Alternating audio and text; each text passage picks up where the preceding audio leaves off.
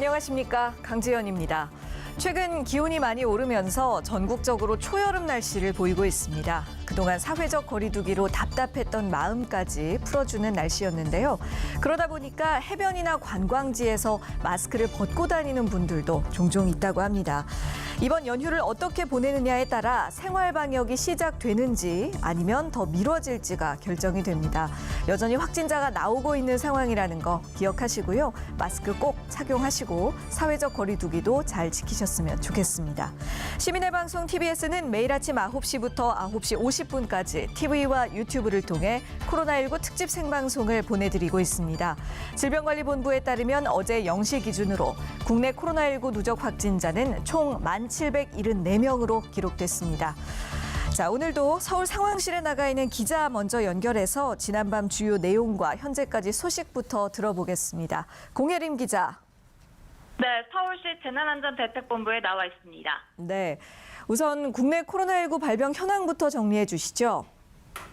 중앙방역대책본부에 현재까지 집계된 국내 코로나19 확진자는 전날보다 9명 늘어난 1,774명입니다. 신규 확진자 9명 가운데 8명은 해외에서 유입된 사례입니다. 해외 유입자 8명 가운데 4명은 공항 검역 과정에서 확인됐고 나머지 4명은 서울과 경기, 인천 등 수도권에서 발생했습니다. 수도권에서 확인된 4명은 증상이 없는 감염자인 것으로 알려졌습니다. 확진자 가운데 사망자는 전날보다 1명 증가한 248명입니다. 완치해 격리에서 해제된 사람은 전날 대비 13명 늘어나 전체 9,072명이 됐습니다. 네. 여전히 신규 확진자 증가폭이 10명 안팎으로 잘 유지가 되고 있고 또 대부분이 해외 유입 사례였군요. 그런데 서울은 지난 1월에 첫 확진자가 나온 지 오늘로 100일째가 됐습니다. 코로나19 안정세를 유지하고 있는 모습이죠? 네, 그렇습니다. 서울 내에서 발생한 지역 감염자는 11일 연속 없는 것으로 잠정 집계됐습니다. 다만 해외에서 유입된 경우가 한두 건씩 꾸준히 발생하고 있는데요. 전날에도 지역구 차원에서 해외에서 유입된 확진자 1명이 추가로 확인됐습니다. 2주 전 미국에서 입국한 성동구의 26살 남성으로 자가격리를 하던 중 코로나19로 확진돼 서울의료원에서 입원 치료를 받고 있습니다. 이 남성의 자택은 방역 작업에 들어갔고 함께 살던 가족은 진단검사를 진행하고 있습니다. 이로써 서울의 코로나19 확진자는 최소 635명입니다. 이 중 40%인 256명은 해외에서 유입된 사례라고 서울시는 밝혔습니다. 네. 이런 가운데 정부가 방역 사각지대를 없애기 위한 대책을 내놨다고요? 네, 코로나19 의심 증상이 있어도 선뜻 본인의 신분을 노출하기 어려워 방역의 사각지대에 놓인 불법 체류자에게 강제 추방 없이 진단과 치료를 받을 수 있게 한 겁니다. 중앙재난안전대책본부는 국내 39만 명에 이르는 불법 체류자에 대한 단속을 일정 기간 유예해 이들이 안심하고 검사받을 수 있게 했습니다. 또 입국 과정, 각 사업장, 외국인 밀집 지역을 대상으로 16개 나라 언어로 코로나19 검사와 치료 체계를 안내해 무료로 진단과 치료를 받을 수 있게 할 계획입니다. 보건소 선별진료소에서는 비대면 통역 서비스를 지원하고 필요한 경우 외국인 밀집 지역에 대한 이동형 검사를 실시합니다. 방역당국은 법무부가 진료 기록을 수집하지 않을 예정이어서 단속이 다시 시작되더라도 코로나19 진료 여부를 단속에 활용하는 일은 없을 것이라고 강조했습니다. 이러한 대책은 최근 싱가포르 등 해외에서 이주 노동자 집단 합숙소를 중심으로 신규 확진자가 늘어나는 것에 대한 조치로 풀이됩니다. 정부는 아울러 노숙인과 쪽방 주민을 찾아가 코로나19 진단검사를 시행하는 등 그들에 대한 관리도 강화하기로 했습니다. 예. 이제 큰 줄기가 어느 정도 많이 잡혔기 때문에 이제는 사각지대까지 확실하게 관리를 하고 잡겠다는 의도로 보이는데요. 그리고 또 정부가 사회적 거리두기를 생활방역 체제로 전환하는 것에 대해서도 계속 검토를 하는 중이죠. 네, 그렇습니다. 정부는 오는 5일까지 예정된 사회적 거리두기를 종료할지 연장할지 그 여부를 모레 결정해 발표할 예정입니다. 만약 사회적 거리두기가 종료된다면 생활 방역 체제로 전환됩니다. 이러한 결정을 내리기 위해 정부는 국내 코로나19 발병 현황, 해외 동향, 국민 여론 등을 종합적으로 분석해 판단을 내리겠다는 입장입니다. 다만 방역 당국은 황금 연휴가 끝나는 오는 5일까지는 사회적 거리 두기를 반드시 지켜야 한다고 당부했습니다. 이어 강력한 사회적 거리 두기가 진행됐던 지난 시기의 성과가 그로부터 2주가 지난 현재 나타나고 있다며 연휴 기간 거리 두기의 성과도 2주 뒤에 나타나기 때문에 방심할 수 없다고 설명했습니다. 방역 당국은 또 감염병 위기 단계를 현재 심각 단계에서 경계로 낮추는 방안에 대해 논의한 적 없다고 강조했습니다. 그렇군요. 이제 내일이면 앞으로의 향방이 결정이 될 텐데 코로나19가 완전히 종식될 때까지 긴장의 끈을 놓아선 안 될 것 같습니다. 한편 그동안 위축된 경제 활력을 되찾으려는 노력도 곳곳에서 이어지고 있습니다.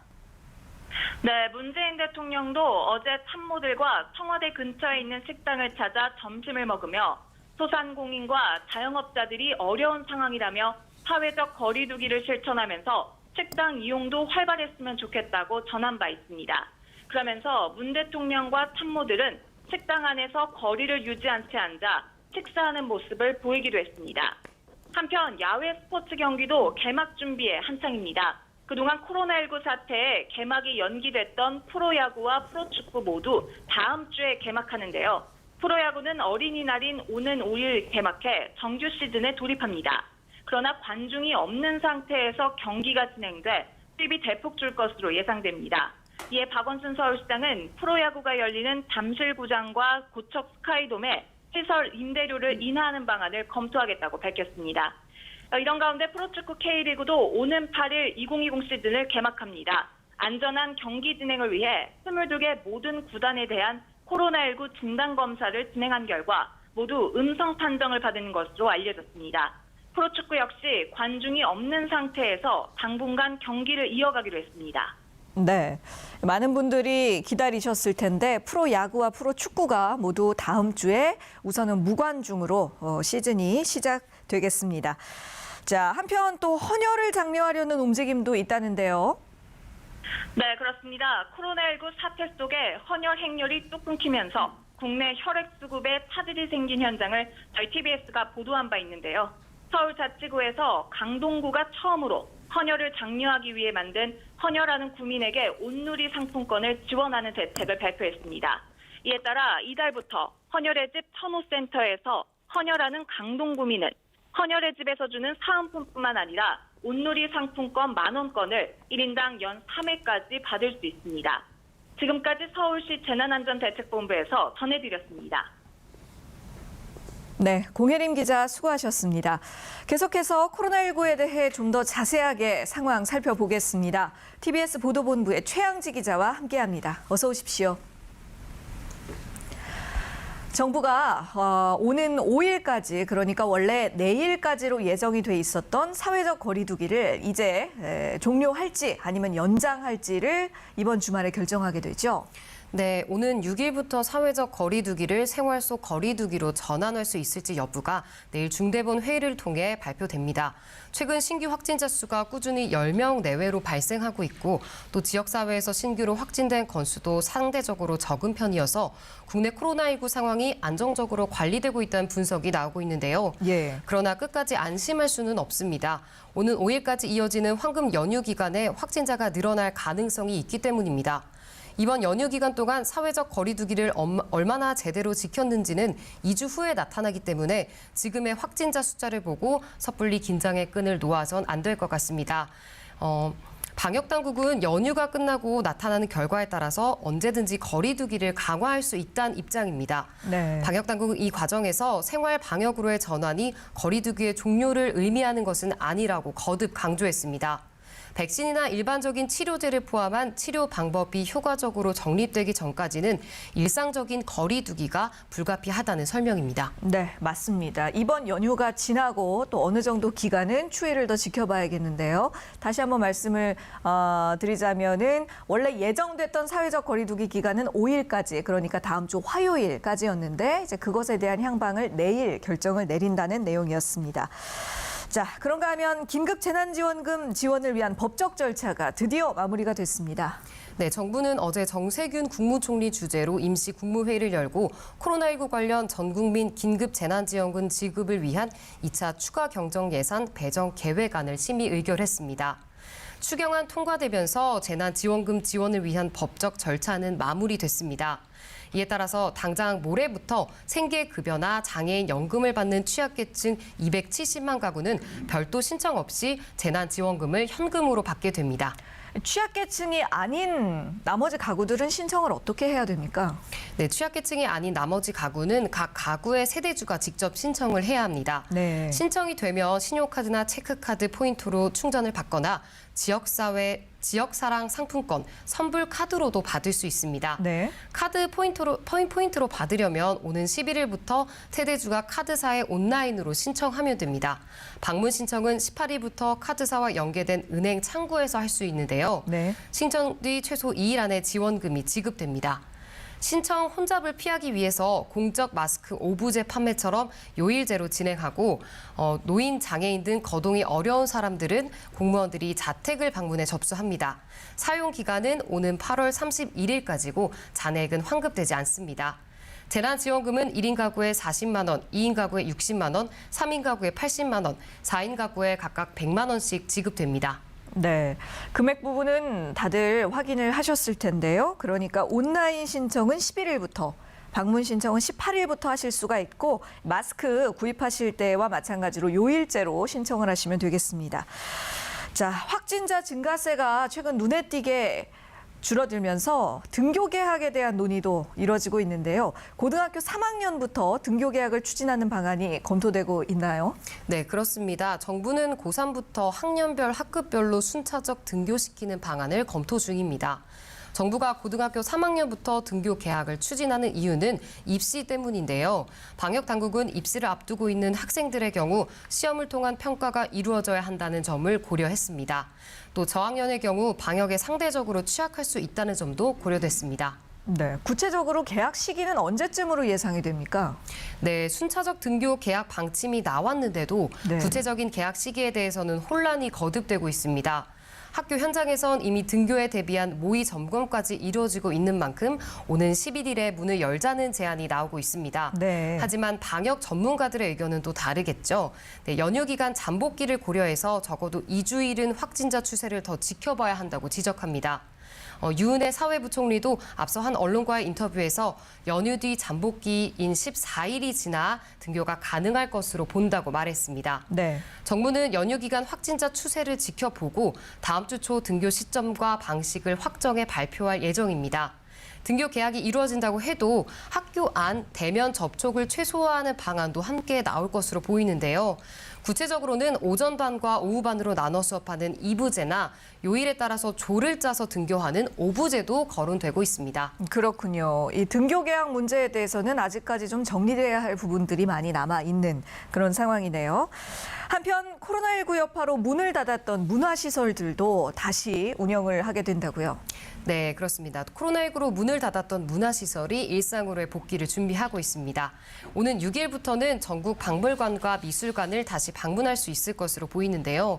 운영이 재개되는 곳은 국립중앙박물관과 국립현대미술관, 국립중앙도서관 등 문화체육관광부 소관, 미술관, 박물관, 도서관 등 24곳입니다. 네. 문화체육관광부는 운영을 재개하더라도 생활 속 거리 두기 지침에 따라서 박물관, 미술관 등은 개인 관람만 허용하고 이용자 분산을 위해 사전 예약 시스템을 운영할 방침입니다.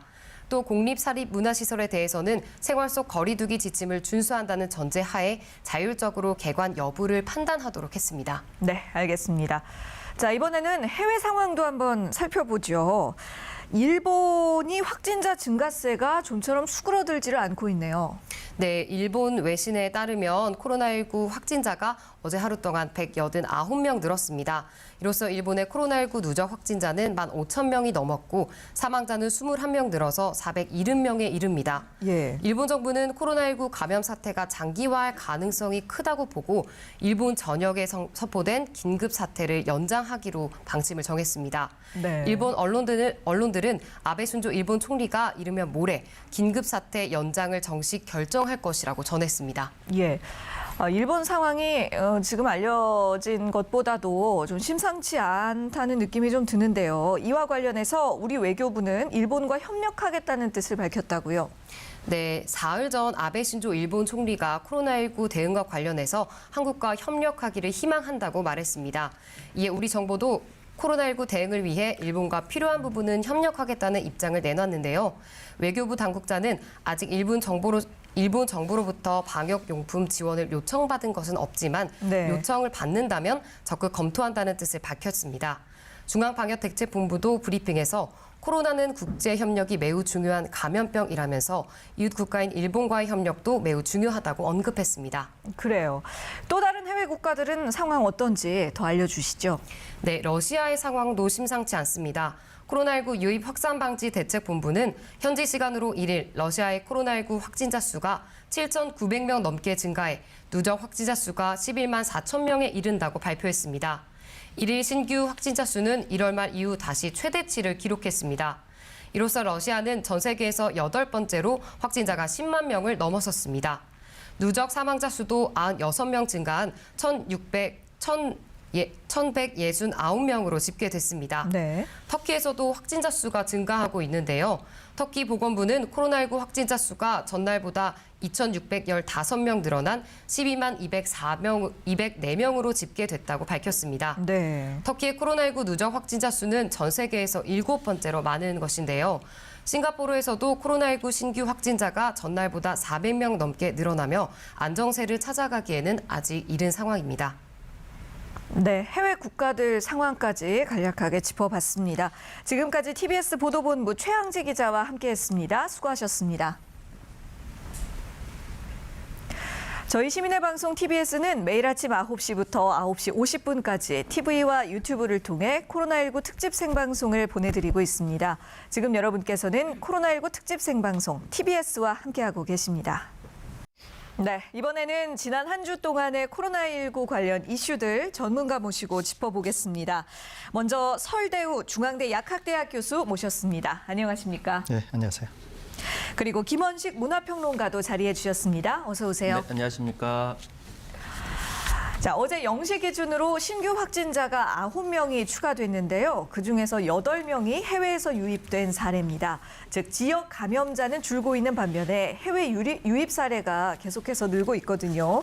아직 우려할 만한 수준이라고 보시는지요?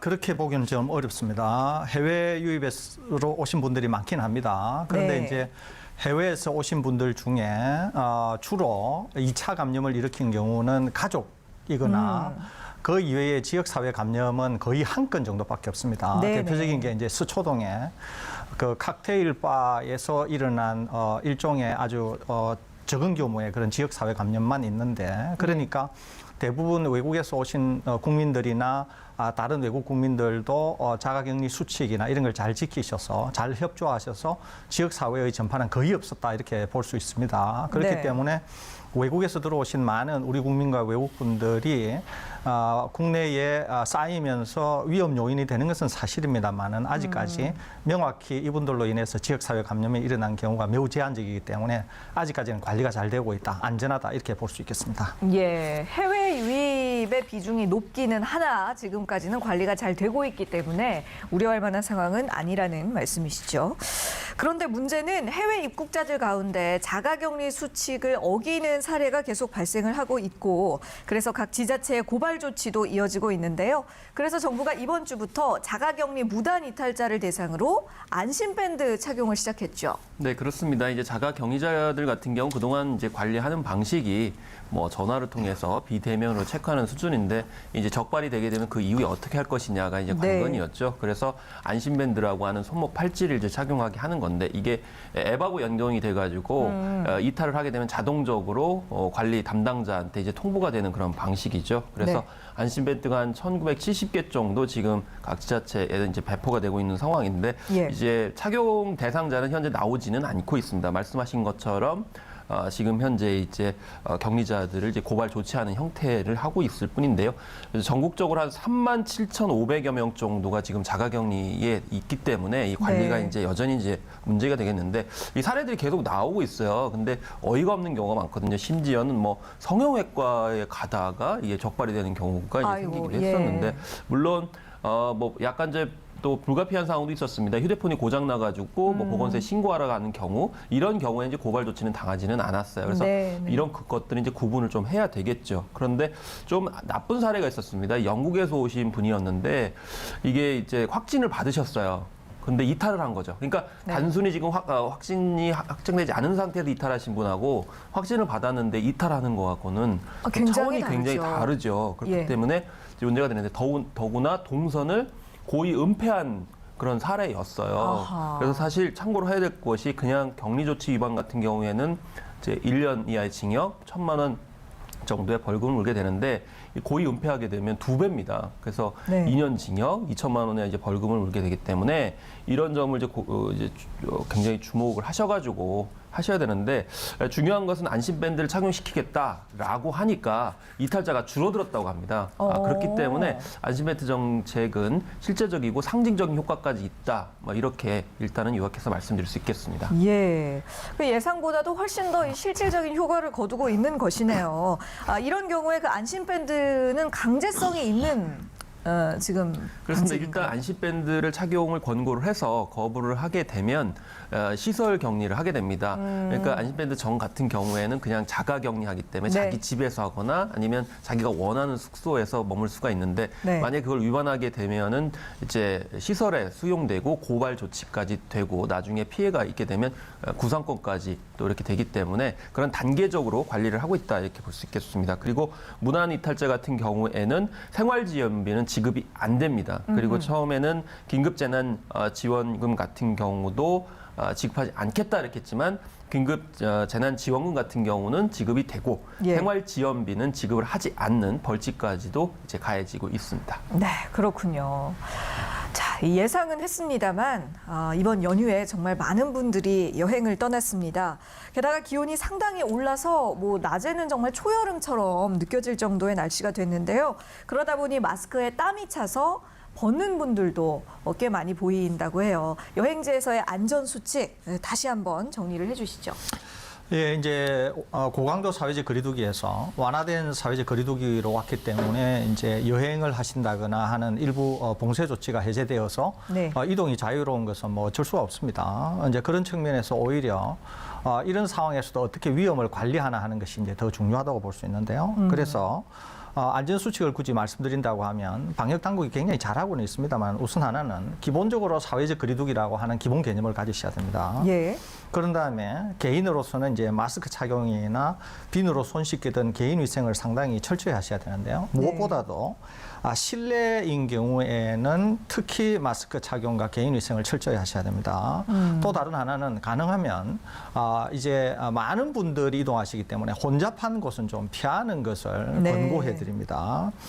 더더구나 훨씬 더 중요한 것이 있는데 일단 여행을 떠나실 때는 전혀 그렇지 않았는데 여행지에 가셔서 조금이라도 발열이 난다거나 호흡기 증상이 있을 경우에는 네. 가능하면 여행을 중지하시고 숙소에 머무르시면서 상태 변화를 지켜보는 것이 굉장히 중요할 것으로 생각이 됩니다. 그래서 네. 이런 수칙들을 지키시면서 방역 당국이 권고한 것, 또 지자체에서 일단 여행지에 오시게 되면은 아마 안내 책자를 드릴 텐데 또는 안내 정보를 드릴 텐데 그 수칙을 잘 숙지하시고 이해하시고 협조하신다고 하면 뭐 크게 문제가 없지 않을까 이렇게 생각이 됩니다. 네, 지금 교수님께서도 여러 가지 뭐 수칙들 자세히 설명을 해주셨는데요. 정부에서도 직접 여행 시 예방 수칙을 내놓은 것이 있잖아요. 네, 그렇습니다. 그래서 단체로 이제 여행 가는 거, 예를 들면 관광버스를 대절해 가지고 간다든지 네. 승합차도 뭐 15명, 20명 가는 것들 주의하셔야 되겠죠. 그래서 개인 또는 가족끼리 이렇게 가시는 거 권하고 있고요. 네. 그리고 가급적이면 개별 차량을 이용하는 것을 정부에서 권고를 하고 있는데 실제로 교통량이 많이 늘어났습니다. 자가용을 가지고 야외를 가시기 때문에요. 네. 그렇기 때문에 뜻하지 않게 교통체증이라든지 교통사고의 위험성이 있기 때문에 이것도 주의하셔야 되겠고요.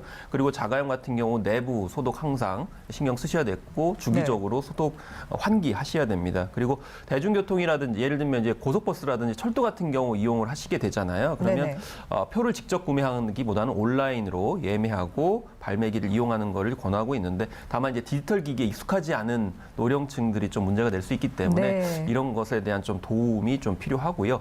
또 휴게소 같은 거 이용을 많이 하시잖아요. 고속도로 그렇죠. 이용했을 때요. 그렇게 되면은 또 그 안에 있는 음식점이라든지 카페를 이용하실 수 있는데 굉장히 혼잡스러울 가능성이 높습니다. 네. 그래서 좀 머무르는 시간을 최대한 줄이시고 혼잡한 곳은 좀 피하시는 거 당연히 필요하시고 가능하면 위생 장갑이라든지 이런 것을 사용하시고 그리고 대화 자제하면서 식사를 하시는 것도 권하고 있습니다. 네. 더구나 이제 화장실 같은 경우도 또 이렇게 밀접하게 오가실 수 있기 예, 때문에 많은 분들이 모이죠. 손잡이나 이런 것들 굉장히 또 접촉하실 때 주의하시고 또 세척하셔야 되고요. 네. 야외 활동할 때 뭐 3, 4, 5 가신다 하더라도 침방울을 이제 과도하게 튀는 행위, 뭐 소리를 지른다든지 노래를 또 이렇게 강하게 부르신다든지 이런 것들 좀 자제하셔야 되고 또 여전히 뭐 신체 접촉, 악수도 야외에서는 좀 주의하셔야 되고요. 숙박시설 같은 경우에는 또 여기에 룸 서비스를 이용하는 것을 권하고 있습니다. 네네. 아무래도 식당에 또 위험성이 있기 때문이고 아까 교수님께서 말씀하신 것처럼 또 이 출입 시에 발열 체크 계속 하셔야 되고요. 그리고 객실 내부 집기를 이용했을 때도 혹시나 감염이 될 수 있기 때문에 이제 이용하시고 나서 반드시 수시로 손을 씻으셔야 되고 그리고 뭐 그 크루즈 사례도 있었지만 선박을 만약 이용하실 경우에도 예. 이 선박 같은 경우에 이제 밀폐된 공간이기 때문에 네. 혹시나 주의가 또 필요하겠습니다. 예. 그러니까 뭐 기본적으로는 그 사회적 거리두기를 기본적으로 계속 염두에 두시면서 물론 오랜만에 즐거운 나들이시겠지만요. 그 예전보다는 조금 자제하고 조심하는 그런 여행을 다녀오시면 좋겠습니다.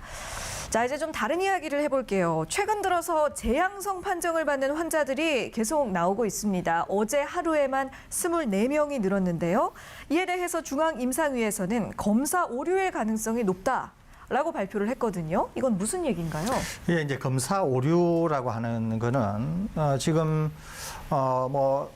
중앙임상위원회에서 이 얘기를 했는지 안 했는지는 잘 모르겠습니다. 그런데 검사 오류라고 하는 말은 이 말 자체가 오류입니다. 왜냐하면은 이 PCR 검사가 오류를 내어가지고 잘못된 결과로서 재양성을 보인 게 아니라 네. PCR 검사라고 하는 이 진단 키트가 가지고 있는 기술적 한계예요. 말하자면 이런 겁니다.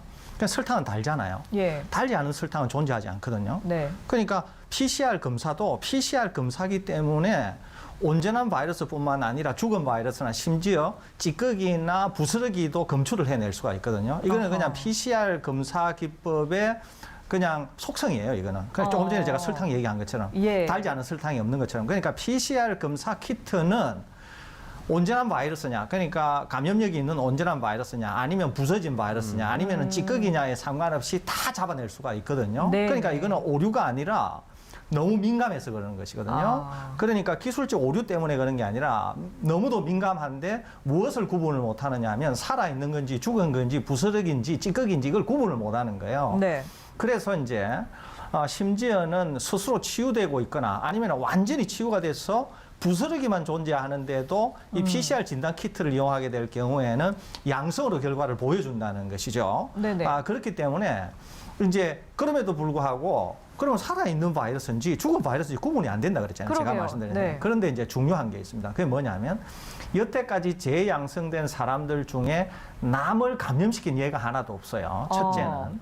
두 번째는 재양성되신 분들 중에서 일부의 분들에게 검체를 채취해가지고 네.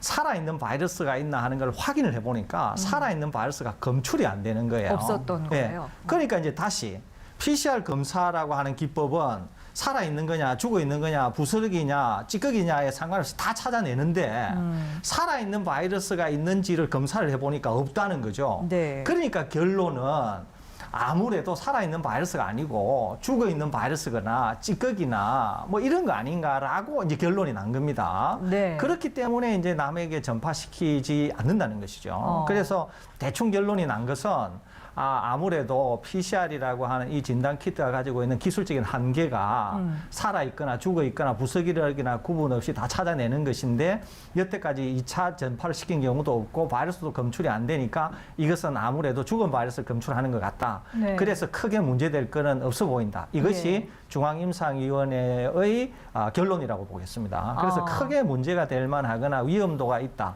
재양성 환자가 상당한 위험을 갖고 있다. 이렇게 평가하기는 상당히 일러 보이고 다만 추가적인 연구는 좀 더 필요하지 않을까 이렇게 생각은 됩니다. 네. 그렇다면 사실 앞서서 제가 그 질문 표현이 약간 잘못됐을 수 있겠네요. 재양성 판정을 받은 환자라기보다는 그냥 재양성 판정자 정도로 그러면 이야기를 해야 맞겠네요. 그렇습니다. 그렇게 하시는 게 좀 더 적합할 것으로 생각이 됩니다. 네, 알겠습니다. 그런데요, 중국에서는 이 코로나19에 걸렸다가 완치 판정을 받은 후에 세 차례나 음성 판정을 받은 환자가 안타깝게도 사망을 했는데 환자를 부검을 해보니 폐 깊숙한 곳에서 바이러스가 발견이 됐다고 하거든요. 이건 또 어떤 의미로 봐야 되나요? 우리나라에도 이런 사례가 한 분 있었어요. 한 네. 89살 되는 고령자신데 양성, 음성을 세 차례 오가다가 돌아가셨는데 돌아가시고 나서 검사를 해보니까 양성 판정을 받은 예가 있습니다. 그런데 네. 이분한테서는 이제 어디에 바이러스가 있나 하는 구체적인 거나 부검을 한 예는 없어요. 그런데 이제 중국인 경우에는 우리와 비슷한데 다른 데서는 바이러스가 없는데 폐 깊숙한 곳에 있더라 그런 얘기거든요. 이것도 어떻게 찾아냈냐면 폐에다가 소위 말해서 식염수를 쏘고 그 식염수를 채취를 한 다음에 그 식염수에 바이러스가 있다고 하는 걸 확인한 거거든요. 네. 근데 중요한 것은 여전히 중국에서도 이게 지금 살아있는 바이러스인지 죽어있는 바이러스인지에 대한 얘기는 없어요. 그러니까 단지 바이러스가 있더라라고 하는 건데 바이러스를 어떻게 검출하느냐 하면은 우리 지금 진단 키트처럼 PCR이나 이런 걸 해서 알아내는 거거든요. 바이러스가 있다고 하는 거를. 그러니까 네. 이 예도 우리와 비슷한 예라고 볼 수 있고 이것도 실제로 살아있는 바이러스다. 이렇게 볼 근거는 매우 적습니다. 네네. 거기에다가 지금 이와 같은 사례가 재양성 사례는 굉장히 많지만 중국에서 본 것처럼 폐에서 바이러스를 찾아낸 경우는 거의 지금 이것이 첫 번째 예라고 볼 수 있거든요. 예. 그러니까 사례가 너무 적고 그래서 이것을 일반화해서 재양성된 분들이 실제로 살아있는 바이러스를 갖고 있다. 이렇게 얘기하기에는 상당히 좀 주의를 해야 될 대목이고 아직은 좀 더 연구가 필요하고 실제로 살아있는 바이러스인지를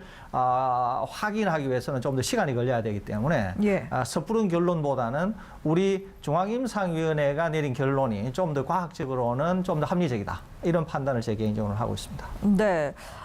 그렇다면 이 중국에서 음성 판정 받았던 환자의 폐에서 뭐 바이러스가 발견됐다. 이것은 굉장히 예외적이고 극히 드문 케이스이기 때문에 일반화하는 것은 위험하다. 네, 그렇습니다. 그리고 제가 말씀드린 것처럼 이것이 살아있는 바이러스라서 감염력을 가지고 있나 안 가지고 있나 하는 것은 아직까지도 모르고 중국 네. 당국도 확인한 바가 없습니다. 그것은. 네. 그렇기 때문에 이걸 가지고 섣불리 재양성된 분들이 남을 감염시킬 거라고 예단하는 것은 상당히 위험할 수 있고 너무 네. 많이 간 거다. 이렇게 볼 수 있다는 얘기입니다. 섣부른 결론이 되겠군요. 자, 그렇습니다. 한편 그 유엔이 우리나라를 코로나19 대응 모범국이라고 언급을 했습니다. 지금 국제적으로 우리나라의 방역 대응이 상당히 신뢰를 얻고 있는 것으로 보이네요. 그렇습니다. 그래서 쿠테우스 유엔 사무총장이 한국의 방역은 성공적이다 이렇게 표현을 했고요. 또 하나 덧붙여가지고 지금 현재 녹색 전환 정책과 아울러가지고 성공적이다 이렇게 얘기를 했어요. 뭐냐면 네. 지금 현재 경제 위기가 사실 코로나19 때문에 왔는데 그 경제 위기를 극복하기 위해 가지고 오히려 환경 오염이 더 가속화될 수 있다라는 예측들이 나오고 있거든요. 근데 한국이 지금 코로나19와 관련돼 가지고 녹색 전환 정책, 예를 들면 석탄 발전소라든지 또 배기가스를 줄이겠다 이런 정책과 같이 하니까 코로나19도 잘 극복하고 경제 위기 극복도 녹색 전환 정책을 해서 모범적이다 이렇게까지 극찬을 했어요. 그렇기 때문에 유엔도 인정한 그런 성공적인 모델로 이렇게 얘기하는데 사실 오스트리아 같은 경우는 최근에 이제 쿠르츠 총리하고 문재인 대통령이 통화를 했죠. 그래서 네. 쿠르츠 총리가 한국이 모범 방역 국가가 됐는데 그 대응 과정을 좀 듣고 싶다. 그리고 2차 팬데믹이 예상이 되는데 어떻게 전략을 취해야 되느냐라고 이제 직접적으로 묻기도 했고요. 네. 그것뿐만이 아니고 지금 현재 오스트리아가 항공기 착륙 금지 국가 한국을 제외했습니다. 사실 22일까지 여러 나라에 이제 항공기 착륙을 금지했는데 그 대표적인 국가가 중국이에요. 네. 중국은 스스로 지금 다 뭐 해결했다라고 하지만 오스트리아는 인정하지 않고 있는데 그 이유는 이제 정보가 투명하게 공개되지 않고 있다 이렇게 네. 생각을 하는 건데 어쨌든 뭐 중국뿐만이 아니고 이탈리아, 이제 프랑스, 스페인 등 유럽의 대부분의 국가들이 오스트리아의 항공기가 앉을 수가 없는 그런 상황인데 한국만 제외시켰고요. 네. 또 헝가리 같은 경우에도 유럽 국가 외에 한국의 기업인들을 지금 현재 방문 허용하고 있는 그런 상황이고 네. 체코는 이미 뭐 3월 24일에 직항 노선을 허용을 했고요. 네.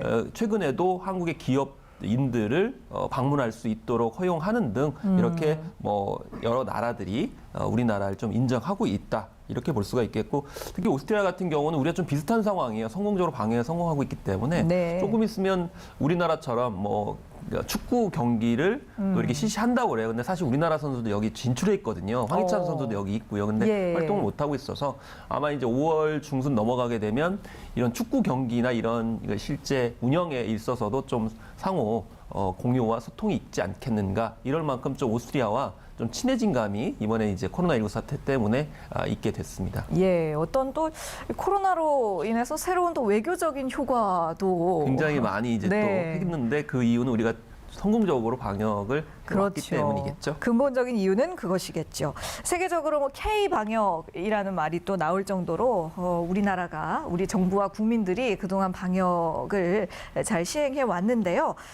그런 가운데 정부가 이제 새롭게 인구 면역도 조사라는 것을 추가적으로 시행하기로 했습니다. 이 인구 면역도 조사라는 게 무엇이고 또 왜 필요한지 궁금합니다.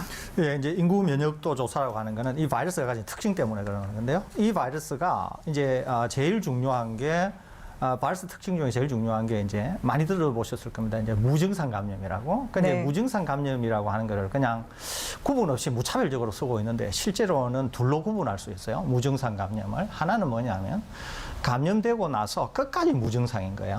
이거는. 그러니까 누가 나를 감염시켰는지는 모르지만 처음부터 끝까지 무증상이에요. 그러니까 네. 뭐 해외에서 유입이 안 됐다든가 밀접 접촉을 누군가 환자와 안 했다든가 그러는데 지역 사회에 누가 나를 감염을 시켰는지는 모르지만은 본인도 못 알아차리고 정부 당국의 감시 대상도 아닌 상황에서 그냥 처음부터 끝까지 무증상이에요. 이런 예. 경우에는 스스로 치유가 된 거죠. 아. 그런 경우가 하나가 있고 네. 그리고 이분들은 남에게 전파도 시키지 않아요. 감염력도 거의 없어요. 무증상 감염. 본인이 무증상일 뿐만 아니라 남에게 전파력도 거의 없기 때문에 네네. 무증상 감염으로서 가장 안전한 분이고 아무런 문제가 안 되는 분이라고 볼 수 있어요. 두 번째 무증상 감염은 실제로는 무증상 감염은 아니에요. 이분은 뭐냐면은 잠복기를 거쳤다가 유증상을 드러내는데 유증상을 드러낼 때 좀 과하게 드러내는 분이 있는가 하면 본인이 잘 못 알아차릴 정도로 경증으로 드러내는 분이 있어요. 그런데 네. 이분들은 아무튼 유증상을 어느 시점부터 드러내게 돼요. 그런데 유증상을 드러내는 시점으로부터 48시간 앞단 그때까지 대량의 바이러스를 내면서 남에게 전파를 시킨다고요. 그러니까 무증상 감염이라고 하는 게 아니라 이분은 예. 유증상인데도 무증상기가 있는 거죠. 무증상기. 그러니까 그 무증상기에 대량의 바이러스를 배출하는 것이거든요. 그러면 이제 보통 이분들은 밀접 접촉자가 누구냐 이러면서 역학조사 대상이 되면서 이제 다 찾아내는 거예요. 그러면 이 바이러스는 감염이 되더라도 고령자나 기저질환을 가지고 계신 분들은 굉장히 위중한 상태에 빠지지만 그렇죠. 젊은 분들은 대부분 경증에 거치거나 증상을 드러내지 않는단 말이죠. 네. 그러면 실제로 지금 우리가 알고 있는 우리나라의 확진자 수는 1,700여 명밖에 안 되지만 아까 말씀드린 것처럼 처음부터 끝까지 무증상이거나 네. 또는 유증상기에 있었는데 누구를 감염을 시켰는데도 그분 감염이 되신 분은 또 무증상기에 계신 분이 계시잖아요. 그죠?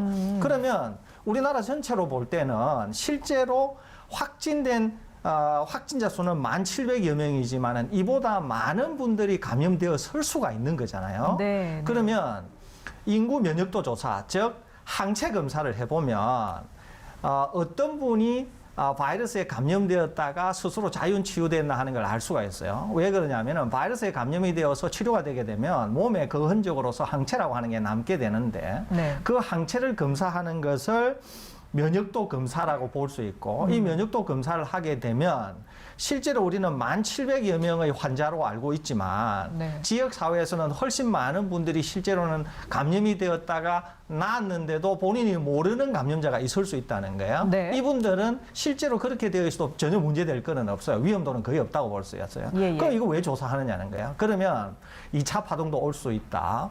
또는 실제로 이 바이러스가 얼마나 위험한가 이런 거를 평가해 볼 수 있는 거예요. 왜 그러냐면은 조사를 해보니까 우리나라 전 국민의 한 30% 정도가 항체를 갖고 있는 거예요. 네. 그런데 실제로는 보니까 확진된 분들은 10,000여 명밖에 안 되고 사망자는 280몇 명밖에 안 되는 거예요. 네네. 그러면은 이 바이러스는 중증이거나 기저질환을 갖고 있는 분들에게는 위험하지 일반 대부분의 국민들에게는 크게 위험하지 않구나 이런 걸 판단할 수도 있어요.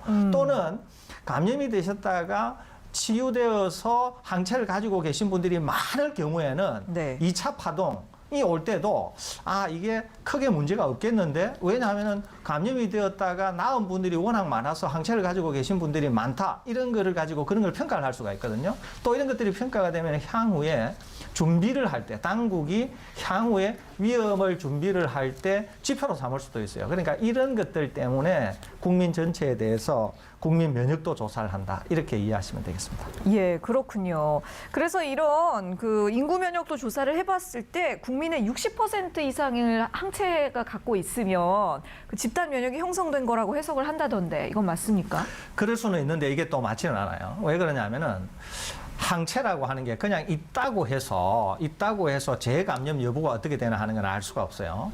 오로지 항체가 생겼다고 하는 것은 무엇을 말하고 있냐면은 감염되었다가 나았다라고 하는 거는 확실한 증거가 되는데 예. 항체가 있다고 해서 재감염이 어떻게 되는지는 추가적인 연구가 필요합니다. 더더구나 항체는 사람에 따라서 양이나 정도, 강도 이런 것들이 다르기 때문에 네. 그것만 가지고 60% 또는 65%의 사람들이 항체를 가지고 있다고 해서 집단 면역이 완성되어서 차후에 완전히 안전이 확보됐다 이렇게 얘기하기는 좀 섣부른 감이 있거든요. 네. 그래서 이것은 그냥 향후에 우리가 준비를 하는데 지표 정도로 삼을 수가 있지 이걸 가지고 집단 면역이 완성되었다 이렇게 보기에는 곤란한 측면이 있다는 점 제가 붙여드립니다. 네, 알겠습니다.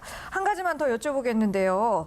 이와 함께 또 정부가 불법 체류 노동자들을 대상으로 코로나19 진단과 치료를 지원하기로 했습니다. 자, 이런 부분들이 중요한 이유 다시 한번 짚어주시죠. 굉장히 중요한데요. 지금 미국이 엄청난 희생을 치르고 있지 않습니까? 예. 크게 몇 가지 이유가 있습니다. 그 중에 하나가 이제 뭐 의료 체계는 말할 것도 없지만 다른 하나가 의료보험하고 또 다른 하나가 불법 체류자들이거든요. 그럼 네. 불법 체류자들이 왜 문제가 되는가? 불법 체류자들인 경우에는 신분 노출을 끓이기 때문에 본인이 감염되어 있어도 신분 노출이 끓여져서 적극적인 치료에 임하지 않을 가능성이 굉장히 많습니다. 그러니까 우리나라 같은 경우에도 불법 체류자들이 한때 자국으로 다 귀국하지 않았습니까?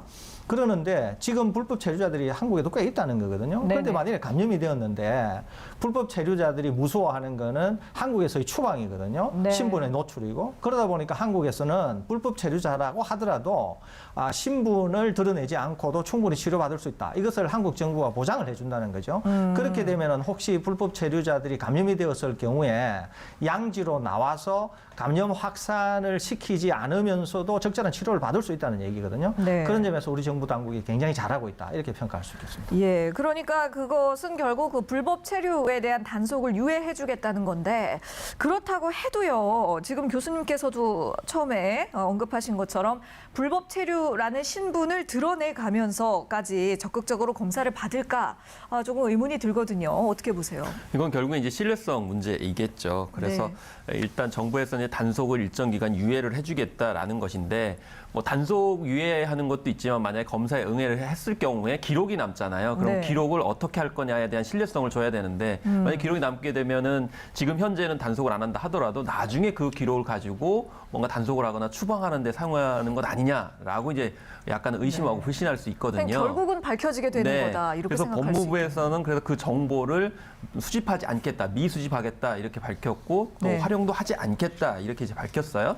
그리고 무엇보다도 사실 뭐 미국 사례 교수님께서 말씀을 하셨지만 네. 불법 체류자들은 돈을 또 생각을 하거든요. 그렇죠. 검사 비용. 그렇기 때문에 어쨌든 우리나라에서 검사 비용이 문제되지는 않지만 어쨌든 접근 가능성을 높여야 되는데 그래서 정부에서는 이제 이동 진료소를 마련을 해가지고 운영하겠다 이렇게 밝히고 있는데 다만 이런 내용을 과연 불법 체류자들이 얼마나 인지할 수 있겠느냐의 문제예요. 네. 그렇기 때문에 통역 서비스 제공해야 되고 어떻게 이제 홍보할 수 있는 방안 이것이 굉장히 중요할 거라고 생각이 들고요. 그리고 예. 지금 현재 한국에 있는 외국인 노동자들이 어떻게 거주하고 있는지 잘 파악이 안 되고 있는 그런 상황이에요. 그렇기 때문에 이번 기회에 어떤 이제 주거 공간에서 어떻게 이제 노동을 하고 있는지를 좀 구체적으로 파악하는 계기로 삼아야 되겠고요.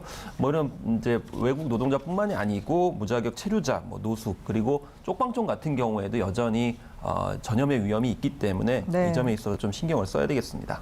예. 그러니까 불법 체류자들 입장에서는 어떤 좀 지원을 받으면서 코로나19에 관한 체크를 할 수 있는 그런 기회가 될 것이고 또 우리 당국 차원에서는 사각지대의 어떤 방역 상황을 또 점검해보는 그런 기회가 될 수가 있겠네요. 자, 화제를 좀 돌려서요. 코로나 사태 이후에 비대면으로 진행하는 것들이 참 많아졌습니다. 뭐 배달이라던가 면접도 그렇게 진행이 되고 있고요. 그래서 언택트 산업이 활발해지고 있죠. 네, 그렇습니다. 이제 언택트 때문에 사실은 이제 집에서 뭐 앱을 통해 가지고 많은 것들을 이제 접하시고 이제 그렇게 되는 건데요. 그렇기 때문에 뭐 온라인 쇼핑 그리고 뭐 택배 산업이 굉장히 수혜를 거꾸로 얻었다 이렇게 얘기를 하고 있는데 네. 어쨌든 간에 이제 뭐 문화 쪽 같은 경우에는 공연부터 전시까지 온라인으로 지금 하고 있는 그런 상황입니다. 근데 한류 같은 경우는 한편으로는 좀 새로운 기회를 맞고 있기도 한데요. 최근에 예. 뭐 이제 슈퍼엠이라든지 뭐 BTS 같은 경우에는 온라인으로 공연을 하고 있고 심지어 슈퍼엠 같은 경우에는 AR로 공연을 하게 되면서 유료 공연을 유도하고 있어요. 그래서 뭐 한 3만여 원을 이제 내는 그런 상황인데 사실 온라인 네. 언택트 공연 같은 경우에는 대개 무료로 이루어지다 보니까 수익 모델과 관계가 없어서 네. 문화사업 전반에 좀 타격이 있다 이렇게 이제 생각할 수도 있는데요. 어찌만 새로운 이제 돌파구가 될 수 있다는 가능성이 있습니다. 한편으로 좀 언급을 좀 드려야 되는 게 이번에 이천에서 이제 화재 사고가 일어났는데 네. 이게 언택트 산업이 활성화될수록 뭐가 많이 필요하냐면 물류 창고가 많이 필요해요. 네네. 그렇기 때문에 물류 창고가 많이 지어지는 과정 속에서 좀 안전하게 화재 위험 없이 지어질 수 있는 뭐 그런 방안들이 이번에 또 언택트 산업과 활성화 관련돼 가지고 좀 조치가 필요하지 않나 이렇게 생각을 해봐서 너무 언택트 산업에 대해서 일방적으로 장밋빛으로만 전망하는 것도 우려된다 이렇게 볼 수가 있겠습니다. 네, 알겠습니다. 자, 정부가 원래 5월 5일까지 예정했던 사회적 거리두기를 종료할지 연장할지 이제 내일쯤 발표를 앞두고 있는데요. 교수님 예상은 어떠신지 간단하게 부탁드리겠습니다. 네, 우리나라가 고강도 사회적 거리두기에서 완화된 사회적 거리두기로 온 게 4월 20일입니다. 네. 4월 20일에서부터 5월 5일 이제 장기 휴일까지가 하면 딱 2주가 되거든요. 그렇죠. 그런데 이제 2주 동안에 이제 여러 이제 움직임들이 많이 있는 거죠, 전국적으로. 그런데 이제 이 2주에서 두 번째 2주에 대한 위험도 평가는 한 주가 더 있어야 됩니다. 네. 그러니까 4월 20일에서부터 하게 되면은 최소한 3주가 필요해요. 길게는 4주가 필요하고. 그러니까 5월 5일을 기준으로 했을 때 최소한 일주일 또는 최소한 최대 2주일은 되어야 평가가 끝난다 이렇게 볼 수 있거든요. 그러니까 네. 완화된 사회적 거리두기를 제 생각으로는 최소한 일주일 정도는 아마 더 연기하지 않을까 이렇게 생각하고 있습니다. 네.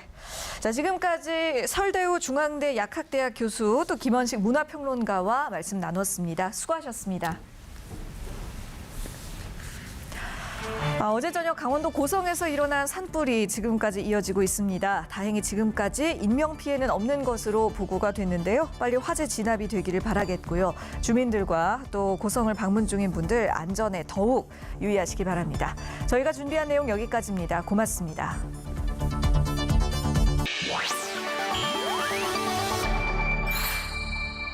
TBS